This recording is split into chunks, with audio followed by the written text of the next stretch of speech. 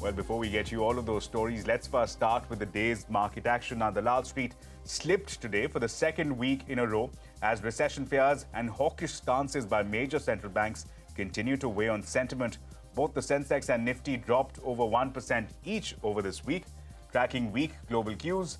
Friday's session contributed to this loss, with Sensex and Nifty dropping over 0.5% each. Remember, they had fallen nearly 1% each on Thursday.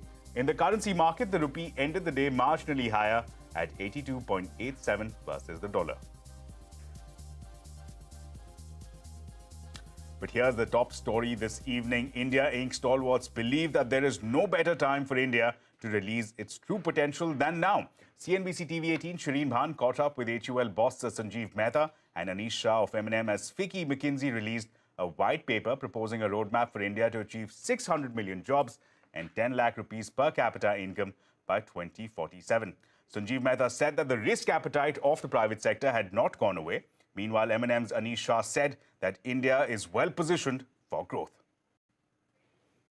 Clearly, the ground is there for India to realize its potential. I don't think there has ever been a time when India is so well positioned to realize its potential and go away from a developing and emerging market and become a middle-income country.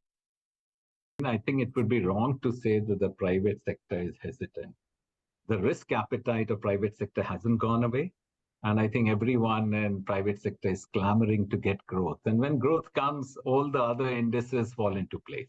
Yeah, if India keeps growing at 6-7%, then I see no reason why the capacity utilization won't go up and people will start investing. The next 5 years are for India. We are very well positioned today. We've gone through a number of challenges on supply chain, on the pandemic, on inflation. We've come out much stronger than the rest of the world. We are positioned to really make in India in a much bigger way. We are positioned for growth. So I would go even beyond the numbers. Innovation is something that has to be emphasized if India is to actually leapfrog and achieve its full potential. Because the days of jugaad is behind us. We have to look at being competitive globally, and to do so, we have to take the lead when it comes to innovation and R&D. We have to look at innovating in India and designing in India if we are to truly move up the value chain. Finance Minister Nirmala Sitharaman has asked India Inc. to brace for nations putting up tariff walls as they gear up to transit into a greener future. Speaking at the FICCI event in New Delhi, the Finance Minister said that these walls could result in higher costs for the domestic industry. She also said that a suspected long-drawn recession in Europe is an opportunity for the industry to work out their strategies. They want to fund their transition by raising tariff walls. When you're going to export your steel, you will be facing tariff walls in the name of climate action tax. This is going to affect us, both for meeting our nationally determined commitments and also for industry to quickly understand this necessity for resetting yourselves, so that the tariff walls which are coming up newly in the name of climate change is something which we should face. Suspected long-drawn recession, which is likely to affect Europe, is not just going to affect your exports. It gives us an opportunity for many of the investments which are there for now looking for a different place from where their activities can continue to happen. It is also the best time for you to work out strategies for drawing those manufacturers from there to India. Even as their headquarters there, it might be useful for them to think of sourcing many things from here and producing from here. And we are readying the next budget for the country, a budget which will follow the spirit of the earlier budgets. We are going to set the template which was set earlier, but follow it and take it further for India's next 25 years so that at 2047, as was indicated by the Honorable Prime Minister, we look forward to our children living in an India which is 100 years free. The Drug Controller General has written to the World Health Organization saying that linking Indian-made cough syrups to deaths of children in Gambia was a premature conclusion which adversely impacted the image of India's pharmaceutical products. Now, yesterday, the government said that the cough syrups manufactured by Made in Pharma, which allegedly led to the deaths of 66 children in Gambia, was of standard quality. Timsy, take us through the highlights of this letter which has now been sent to the WHO. Well, on 13 December, Drug Controller V.G. Somani has written to WHO stating that the statement issued by WHO way back in October was unfortunately amplified by global media. In a 3-page letter, Somani has shared that Indian government has got independent tests done for the 4 cough syrups which were under question by WHO for alleged deaths in Gambia. Somani has shared with the WHO that the test results of samples clearly show that diethylene glycol and ethylene glycol were not found in the samples. Thus, and I quote, "There is no direct causal relationship between cough syrup consumption and deaths of children in Gambia."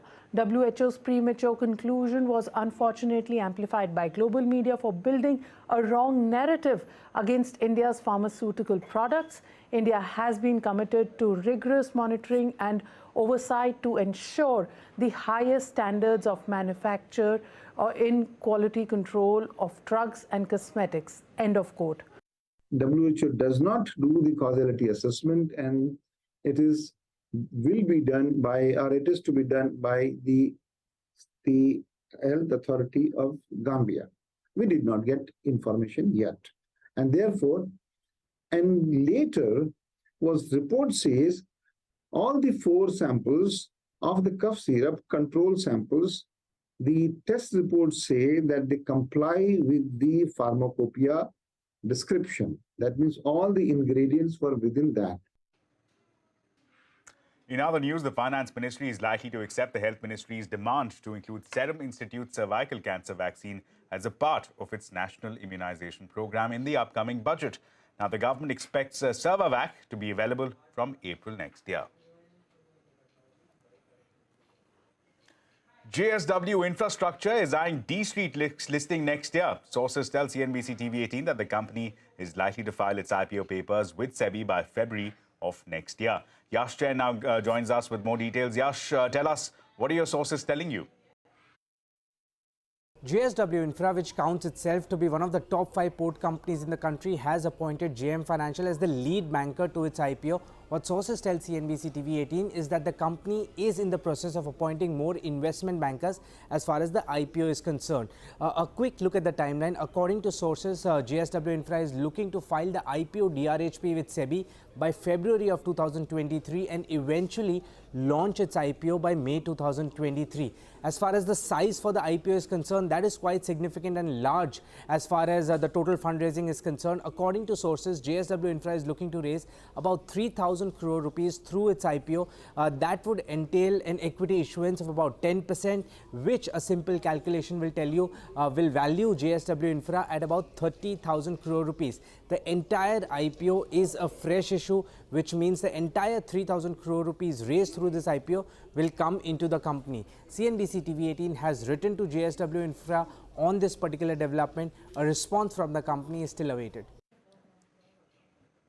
Right, Yash, thanks a lot for that update. Now, the consumer watchdog CCPA, or the Central Consumer Protection Authority, has issued notices to Flipkart as well as to Meesho relating to the sale of acid on their platforms. Both companies have 7 days to respond. This comes in the wake of an acid attack on a 17-year-old girl in Delhi. According to the police, the accused had bought acid on Flipkart. On to the latest in the AIM cyber attack investigation. The government told Parliament today that all the data has been retrieved from a backup server. The Health Ministry had said that 5 physical servers on which e-hospital application was hosted were affected in the cyber attack. The ministry also added that no specific amount of ransom was demanded by the hackers, though a message discovered on the server suggested a cyber attack. Finance Minister Nirmala Sitharaman will chair the 48th GST Council meeting tomorrow. The council is expected to take up the group of ministers' report on online gaming, casinos and race courses. According to sources, the council may also clarify on GST for SUVs, fruit juice-based drinks and private refiners. Chief Justice of India, Justice D.Y. Chandrachud, has said that no Supreme Court bench will be available from December 17th to 1st of January during the winter break. The announcement assumes significance in the wake of Law Minister's statement in Parliament that long court vacations were not very convenient for justice seekers. The court will now reopen on the 2nd of January next year. Ahead of the union budget, CNBC-TV18 caught up with India Inc. to find out about their budget wish list. ASSOCHAM President Sumant Sinha said that the government should keep its interest rate and borrowing low to boost the capex cycle. Meanwhile, JK Paper's Harshpati Singhania said that he expects the budget to be growth-focused. I think keeping interest rates low, keeping government borrowing low is an important aspect of making sure that the capex cycle has legs. So I think that would be my wish list as far as the capex cycle is concerned. I think that the government has been quite good in terms of coming out of PLI for a number of sectors. But in certain areas, for example, in solar manufacturing, there is a lot more demand than the PLI is actually able to fulfill. And so the government should consider, in fact, increasing the PLI in certain sectors where there is, in fact, more demand, because India has the opportunity of actually emerging as the alternative supplier to China. This budget, I would expect, is going to be growth focused. There will be continued thrust on infrastructure development, both physical infrastructure as well as in the service area. For example, India has taken great strides in the digital space. I think the budget will continue to focus on this, as well as the social sectors like health and education, which are the fundamental building blocks of any economy. Well, as a part of India taking over the G20 presidency for a year, Mumbai has hosted a 3-day meeting of the Development Working Group between the 13th and the 15th of December.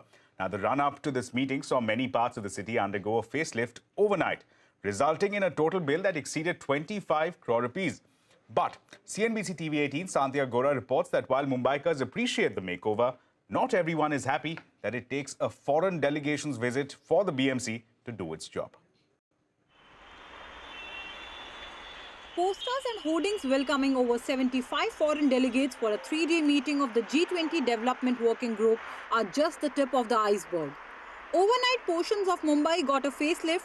Construction sites were covered with white sheets. Guardrails along a few major roads were plastered the G20 colours and insignia, and even a few barren trees that dot the side of the arterial Western Express Highway got a splash of colour. Mumbai's civic body, the BMC, had earmarked 25 crore rupees for this beautification drive. But the beautification was selective, restricted to areas that would fall on the route these visitors would take while in the city. This selective approach has not gone down well with many. We are being sacrificed for people who have no connection at all with the city for 4 or 5 days, while we have to bear the ignominy of living here among the dirt, the filth, the poor infrastructure, the constant aggravation of construction. We have to live like this, not just for this year, but for several years to come. The city has huge opportunity, but we are losing the face in the front of the world by throwing the such dirt of showing gimmicks to others. I think this is normal in the sense when delegates or big conferences are held in any city. It's normal for the local municipality to spruce up the city. In a few areas, hawkers were removed from the streets, potholes were filled up, broken pavements were repaired, and a few roads were even washed. But these are temporary. The BMC has admitted that this was a drive to protect Mumbai's image, including how living conditions in the city are perceived. So entire slums were hidden from view. जो ये कपड़ा ढका हुआ है वो G20 के लिए ढका हुआ है, जो हमारे इंटरनेशनल लोग आए हुए हैं वो उनके लिए ढका हुआ है, क्योंकि हमारा जो यहाँ का जो भारत के रहवासी उनको अच्छा दिखना चाहिए जो बाहर से आए हैं। वहाँ से हवा पास हो रहा है ना कुछ हो रहा है, नहीं वहाँ से हवा पास हो रहा है ना कुछ हो रहा है, ऐसा लग रहा है कि हम लोग जेल में हैं अभी इतने दिनों से, 5-6 दिन से। देखते हैं कभी निकलते हैं, अभी सबको तकलीफ हो रहा है उस तरफ जाने इस तरफ आने, घूम के जाने गिरते इतने लंबे से। जो ढकने के लिए काम कर रहे हैं पॉलिटिक्स ही है और कुछ नहीं है। ये नहीं तो पब्लिक को क्या है, आप ये भी दिखाओ ना पब्लिक को अंदर क्या है, ये ढकने के लिए पब्लिक को क्या है अंदर, वो भी दिखाना चाहिए ना। ये लगा रहा है, क्या होगा इससे? इतना पैसा खर्च करने से कोई फायदा नहीं है। Mumbai's famous meaty river has not been spared either. Pune, Nagpur and Aurangabad will undergo a similar makeover. But like Mumbai, these makeovers will be restricted to specific areas and could be temporary in nature. Meanwhile, the condition of civic infrastructure continues to be a serious cause of concern in these cities. Maharashtra State Highway Police says that between 2014 to 2018, over 2,000 people have died in the state in road accidents caused by potholes. In Mumbai, Santiago. Well, with that, it's time now to slip into a very short break. But coming up on the other side, India's popular tourist state, Goa, has received its first